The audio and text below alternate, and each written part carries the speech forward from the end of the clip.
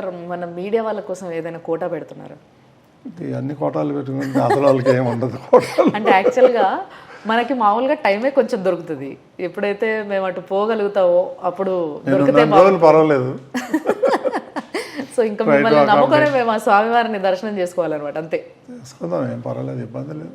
So sir, యాక్చువల్గా నేను విన్నది ఏంటంటే మీకు ఏదైతే అధికారికంగా ఒక కారు హోటల్ ఇవ్వడం జరిగిందో మీరు తిరుమలకి వెళ్ళినప్పుడు, వాటిని మొదటి రోజు అసలు వాడలేదంట, వద్దన్నారట.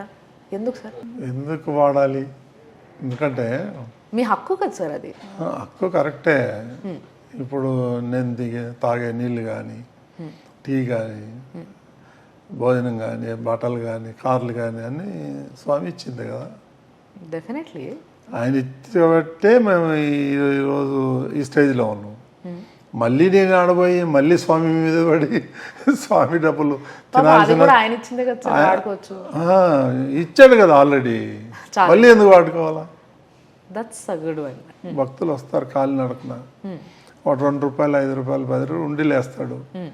అది మంచి కార్యక్రమాలకు ఉపయోగించుకోవాలి, లేనోడికి పెట్టాలి. కానీ ఐ కెన్ అఫోర్డ్ కదా, ఇంత తప్ప ఇంక వేరేం లేదు. నేను ఫస్ట్ డేనే చెప్పాను, నేను దేవుడి సొమ్ము మంచి నీళ్ళు కూడా తాగను అని. పాపం ఆయన మీకు ఇస్తున్న అదృష్టం సార్ అది. దేవుడు ఆయన దర్శనం చేసుకుంటున్నాను. ఉండడానికి క్యాంప్ ఆఫీస్ ఉంది. బట్ నిజంగా మాకు అంటే మీరు ఇప్పుడు వరకు జరిగిన వాటి అన్నిట్లో నారాజు ఉండి వాడట్లేదేమో అనుకున్నా నేను. అవన్నీ కరెక్ట్ చేసినాక వాడతారేమో అనుకుంటున్నా నేను. లేదు, ఉండడానికి క్యాంప్ ఆఫీస్ ఉంది, పైన ఒక రూమ్ ఉంది, ఆడ ఉంటా.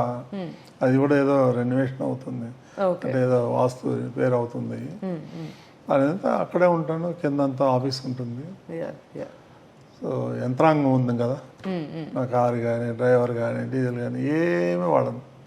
అన్ని దేవుడు ఇచ్చాడు, అది నేను వాడుకుంటాను. నా సొమ్ము నేను వాడుకుంటా, దేవుడి సొమ్ము వాడాలి. అదేదో పెద్ద గొప్పని కాదు, నేను నా మనసులో నేను దేవుడి మీద ఒట్టేసుకున్నాను. Very nice sir, very nice.